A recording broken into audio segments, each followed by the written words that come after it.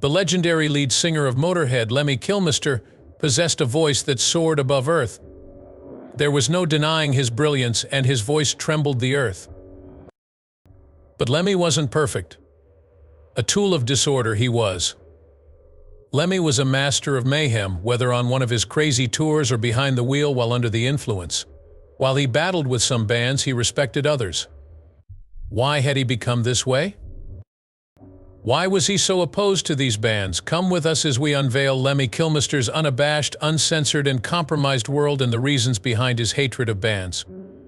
In the middle of post-war England, on a freezing Christmas Eve in 1945, the famous tale of Lemmy begins.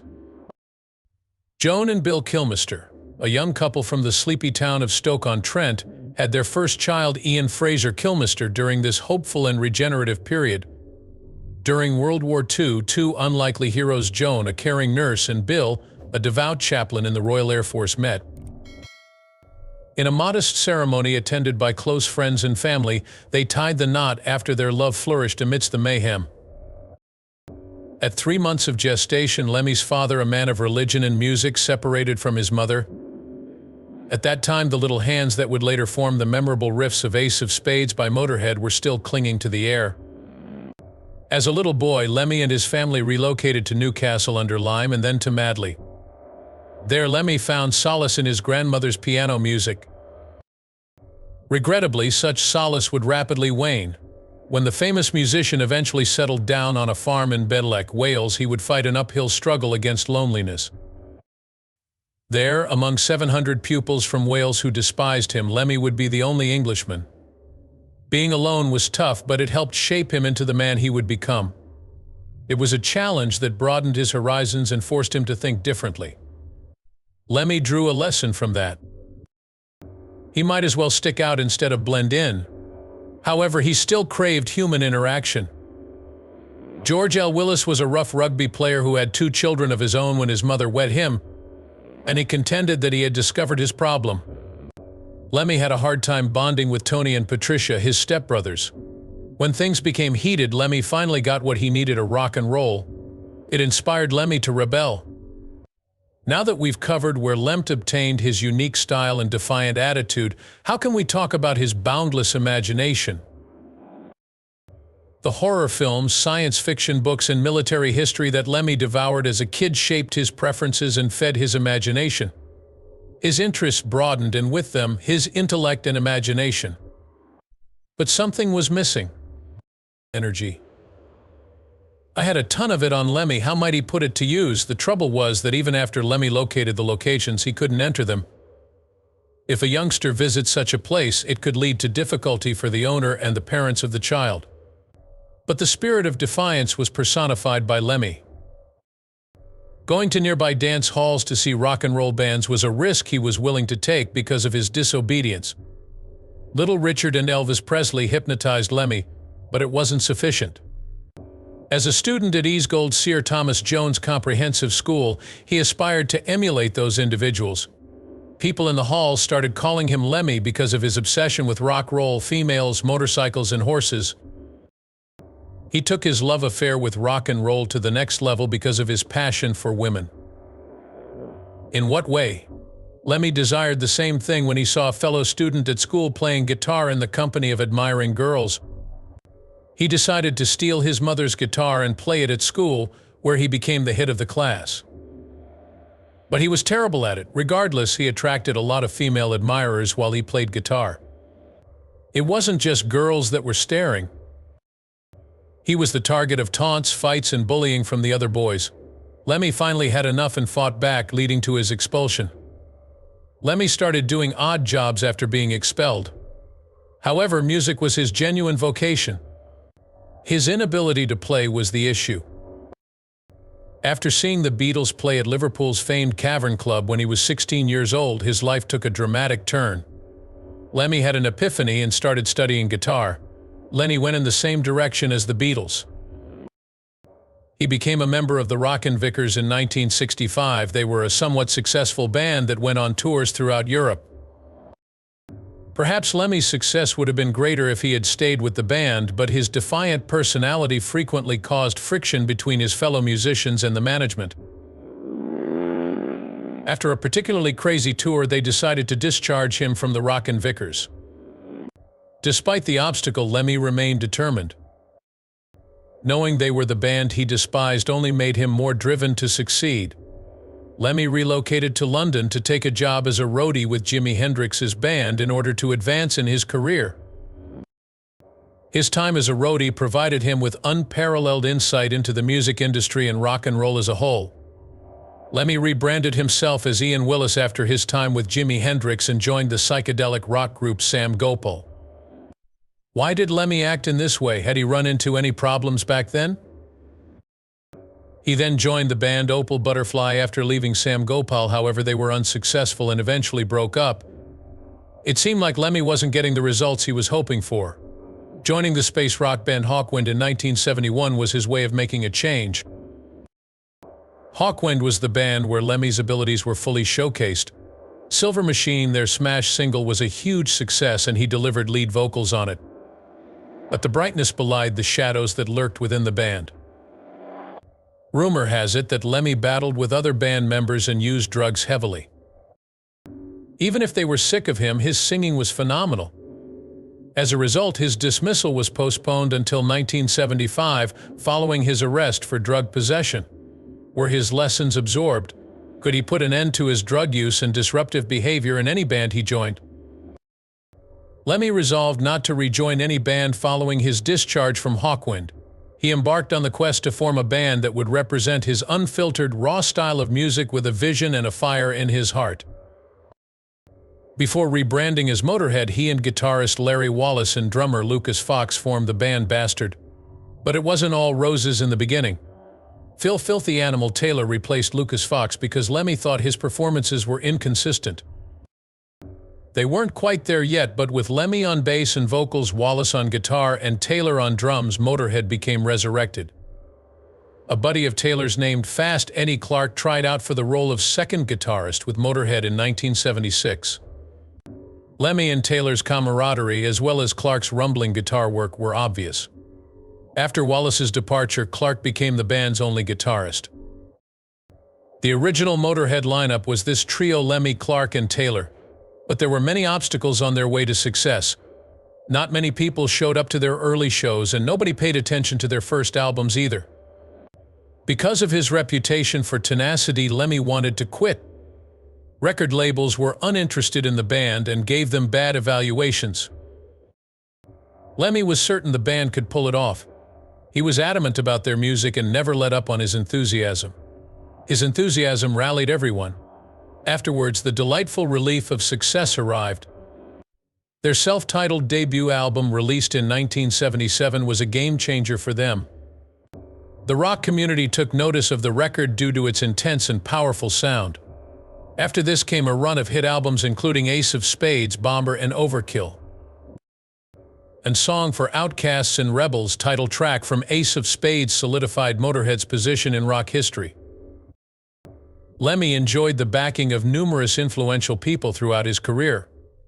Among them is Doug Smith, who was instrumental in guiding Motorhead through the challenging music industry and believed in the band's potential. The personal and professional support that Lemmy received from his friendships with other rock stars like Ozzy Osbourne was invaluable. But there was some opposition as well. We will shortly discuss the bands and individuals that Lemmy detested. While he was bound to cause trouble and alienate others due to his obstinacy, does he lack maturity which could explain his stubbornness? He lost a lot of ground because it seeped into his private life if that was the case. Lemmy had a few serious relationships during his life despite his gruff attitude. His marriage to Susan Bennett in 1969 was short-lived. In 1971, they filed for a divorce. Lemmy felt he was too immature and young to settle down when the marriage failed, so he was hard on himself for it.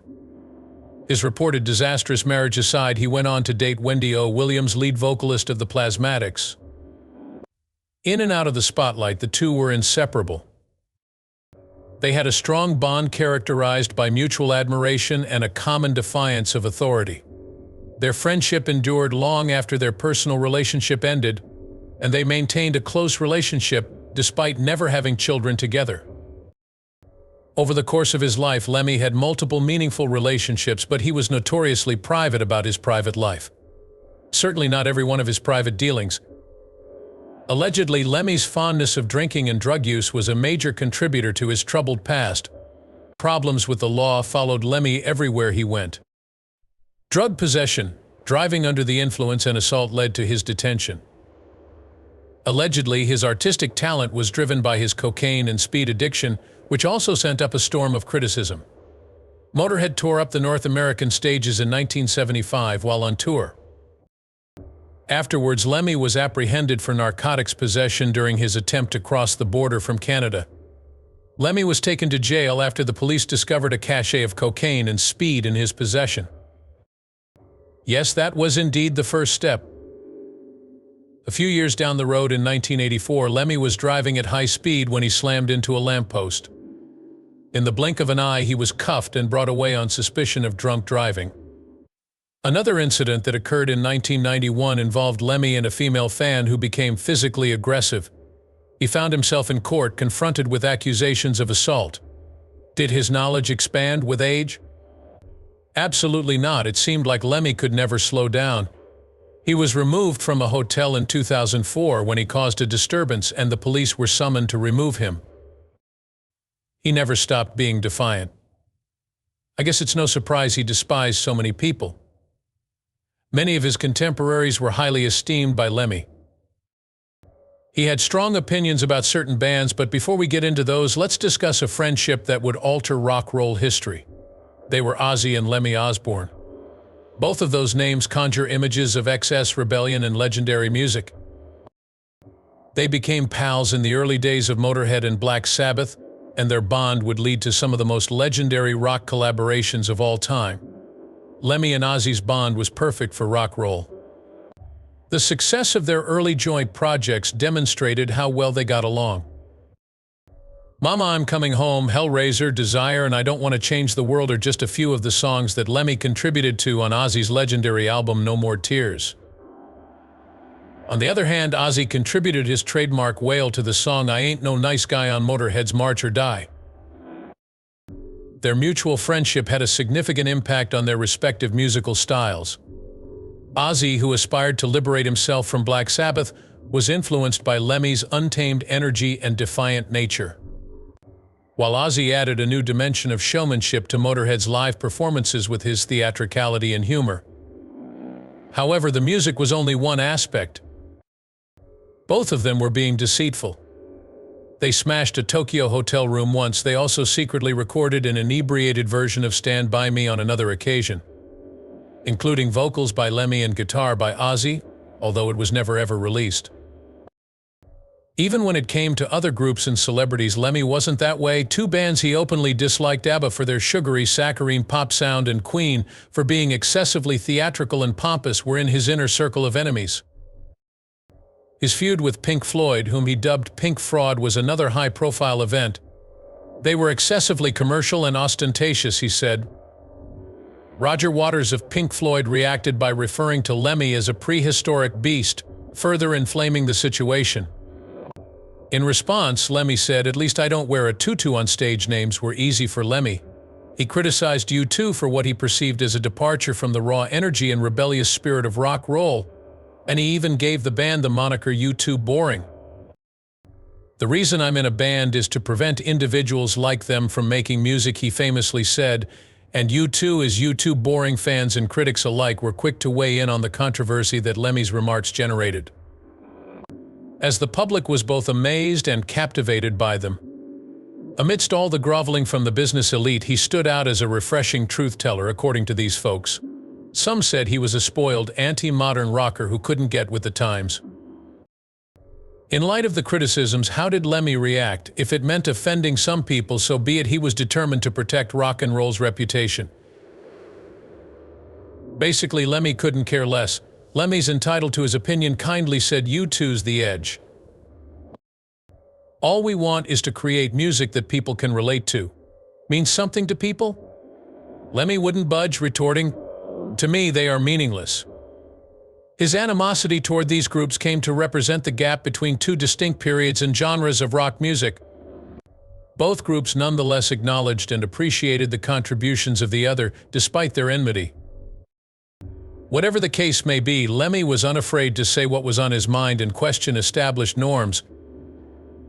In his later years, Lemmy Kilmister experienced both success and hardship.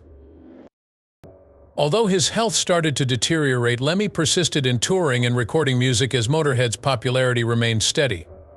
His health problems, including diabetes, hypertension, and cardiovascular disease, made live performances more challenging for him. Even though he was releasing new music at a lesser pace, he's still touring with Motorhead. A hematoma, a form of brain bleeding, was identified in 2013, however, causing Lemmy a serious health scare. Although he made a full recovery after surgery, his condition kept becoming worse. Live performances by Motorhead decreased as a result of his illness, which prompted him to postpone tours and appearances. The unfortunate news that Lemmy was diagnosed with terminal cancer came on December 28, 2015. People in the rock industry were shocked and devastated by the news. By declaring, "I'm not afraid of death," Lemmy faced his own mortality with the trademark wit and bravery in comedy. "My sole fear is death." At 70 years of age, Lemmy put an end to a life brimming with unbridled vitality.